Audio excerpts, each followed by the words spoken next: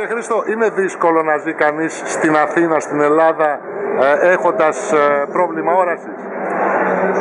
Είναι αρκετά δύσκολο.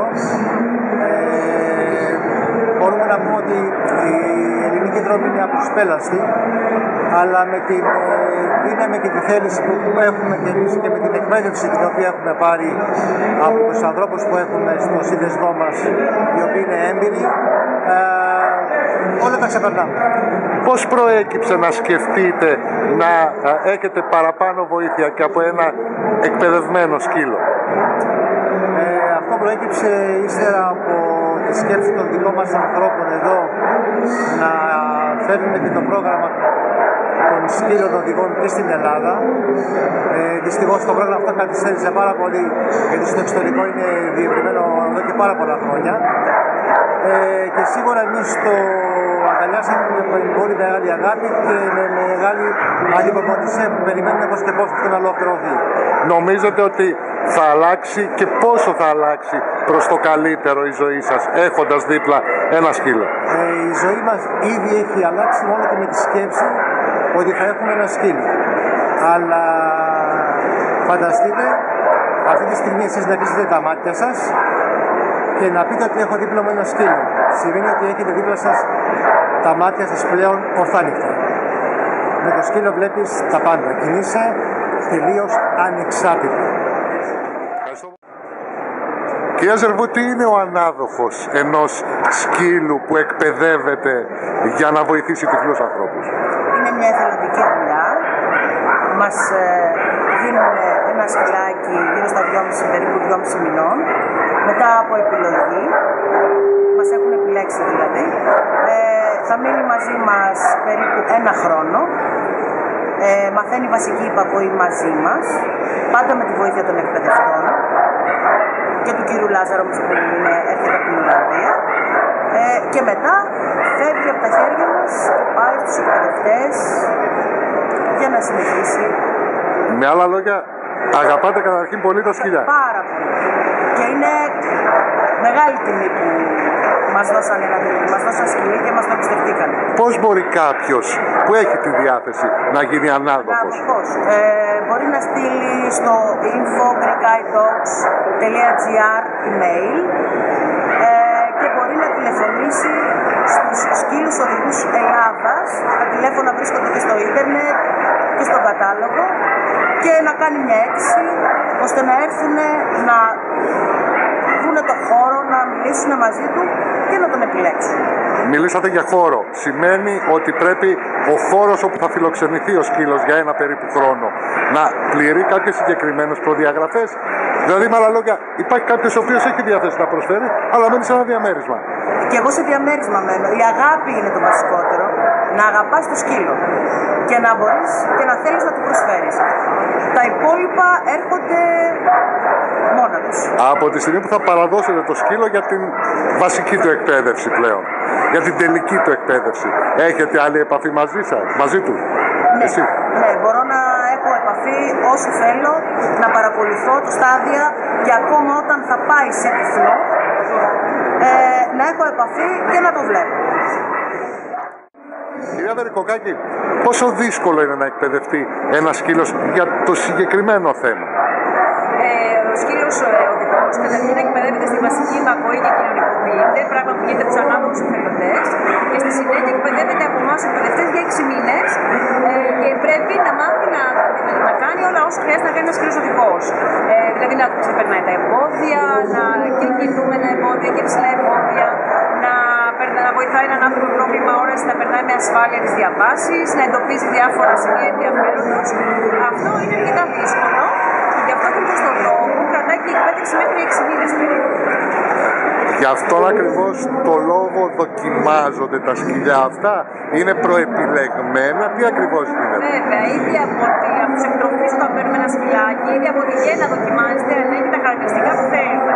Στην πορεία, αφού τελειώσει το πρόγραμμα της αναδοχής από τους εθελοντές, πάλι ελέγχονται και τεστάρονται και ιατρικά και από άποψη κοινωνικοποίησης, αν είναι ακριβώς αυτό που χρειάζεται, και στη συνέχεια προχωρούν στην εκπαίδευση. Στο τέλος της εκπαίδευσης πάλι ελέγχονται αν είναι έτοιμα ώστε να βοηθήσουν έναν άνθρωπο να κινηθεί με ασφάλεια. Αυτή τη στιγμή υπάρχουν σκυλιά εκπαιδευμένα έτοιμα. Οι σκύλοι του Ελλάδος θα έχουν τη χαρά να έχουν τον πρώτο σκύλο οδηγό έτοιμο σε πολύ σύντομο χρονικό διάστημα. Ο οποίος πού θα δοθεί? Υπάρχει μία λίστα ανθρώπων που ενδιαφέρονται να πάρουν σκύλο οδηγό και κάνουμε αξιολογήσεις και συνεντεύξεις με τους ανθρώπους αυτούς ώστε να δούμε με ποιον ταιριάζει ο συγκεκριμένος σκύλος. Γιατί δεν έχει σημασία αν είσαι πρώτος ή δεύτερος στη λίστα αναβολής. Πρέπει ο σκύλος να ταιριάζει στον τρόπο ζωής σου, στο περπάτημά σου, στο ύψος σου, σε όλα αυτά. Γίνεται ένα τέριασμα. Αυτό σημαίνει λοιπόν ότι η εκπαίδευση που γίνεται εμπεριέχει και προσωπικά στοιχεία, έτσι δεν είναι, με τον κάθε εκπαιδευτή? Εννοείται προσωπικά στοιχεία του εκπαιδευτή προς το σκύλο. Του εκπαιδευτή προς το σκύλο, αλλά ουσιαστικά και του σκύλου, αν μπορούμε να πούμε, στη συμπεριφορά του με τον άνθρωπο. Σίγουρα, γιατί οι σκύλοι οδηγοί και μετά την αναδοχή ζουν μαζί με τους ίδιους εκπαιδευτές στα σπίτια τους. Επομένως, ήδη επί 1,5 χρόνο, τόσο στην αναδοχή όσο και στην εκπαίδευση, ζουν μαζί με τον άνθρωπο μέσα στο σπίτι. Άρα είναι σκύλοι που έχουν μάθει την ανθρώπινη ζωή από κοντά, από το χέρι. Είναι δύσκολο κάποιος να είναι εκπαιδευτής ενός τέτοιου σκύλου. Μου δίνετε την αίσθηση ότι ουσιαστικά λειτουργείτε μαζί του όλο το 24ωρο. Ναι, κάπως έτσι είναι. Δύσκολο είναι από την άποψη ότι είναι πολύ υπεύθυνη όλη αυτή η διαδικασία. Κρίνεις ότι έχει να κάνει μετά με την ασφάλεια του ανθρώπου που το χρησιμοποιεί στο σκύλο. Η δυσκολία έγκυται σε αυτό. Δηλαδή ο σκύλος να γίνει τόσο σωστός ώστε να βοηθήσει τον άνθρωπο που το πάρει να περπατάει άνετα και με κάθε ασφάλεια. Άρα είναι κάτι που σας ικανοποιεί ως εργασία. Βέβαια. Βέβαια μας ικανοποιεί. Κύριε Τριάντη, πώς ξεκίνησε αυτή η ιστορία με τους σκύλους για τυφλούς στην Ελλάδα? Αυτό είναι μια προσπάθεια των πιο γνωστών φορέων οι οποίοι ασχολούνται με θέματα τυφλότητας και αναπηρίας. Παράλληλα και με δύο σωματεία, ένα σύλλογο και μια σχολή σκύλων οι οποίοι ασχολούνται με τα γενοφιλικά. Ξεκινήσαμε λοιπόν με το όραμα να φτιάξουμε μια σχολή σκύλων στην Ελλάδα, στην οποία θα εκπαιδευτούν εκπαιδευτές για να έχουμε τα δικά μας σκυλιά. Μια ομάδα ανθρώπων οι οποίοι θα εκπαιδευτούν με έναν εκπαιδευτή και παράλληλα μετά από λίγο χρόνο θα έχουμε τα δικά μας σκυλιά στην Ελλάδα, από την οποία έκβαση μια παραγωγή σκύλων ντόπιων για τις γέννος ανάγκες. Πάει καλά η ιστορία αυτή, γιατί πότε ξεκίνησε? Η προσπάθεια ξεκίνησε πριν από μερικά χρόνια. Ξεκίνησε πολύ πιο παλιά, μπορεί να είναι και 20 χρόνια πιο παλιά, αλλά εδώ και 1,5 χρόνο έχει μπει αυτό το πρόγραμμα το οποίο τρέχουμε με έναν Ολλανδό εκπαιδευτή, τον Πίτερ Ζελάζαρο, ο οποίος είναι πιστοποιημένος και μέσα στα χρονικά πλαίσια και τα πλάνα που έχουμε κάνει πάει καλά. Υπάρχει μια πρόοδος. Σε λίγες μέρες θα έχουμε τον πρώτο σκύλο οδηγό, το οποίο θα βγει από τους Έλληνες σκύλους οδηγούς τυφλών και σε τον επόμενο καιρό θα έχουμε μιλάει. Γενικά πάει καλά, η πρόοδος πάει καλά. Είναι εύκολο στην Ελλάδα να λειτουργήσει ένας εκπαιδευμένος σκύλος για τυφλούς? Στην Ελλάδα λοιπόν έχουμε το εξής πρόβλημα. Έχουμε το πρόβλημα αυτή τη στιγμή της κρίσης, το οποίο είναι πιο σοβαρό. Γι' αυτό και ψάχνουμε να βρούμε ανθρώπους να μας βοηθήσουν, είτε οικονομικά είτε αν θέλετε ηθικά, με το χρόνο τους και την παρουσία τους. Από εκεί και πέρα, οι δυσκολίες που αντιμετωπίζουμε είναι οι δυσκολίες που αντιμετωπίζουμε σε κάθε χώρα τον πρώτο καιρό. Η κοινοφιλία στην Ελλάδα αναπτύσσεται κάπως καλύτερα. Έχουμε μια τέτοια έκθεση που μερικά χρόνια μπορούμε να αντιμετωπίσουμε.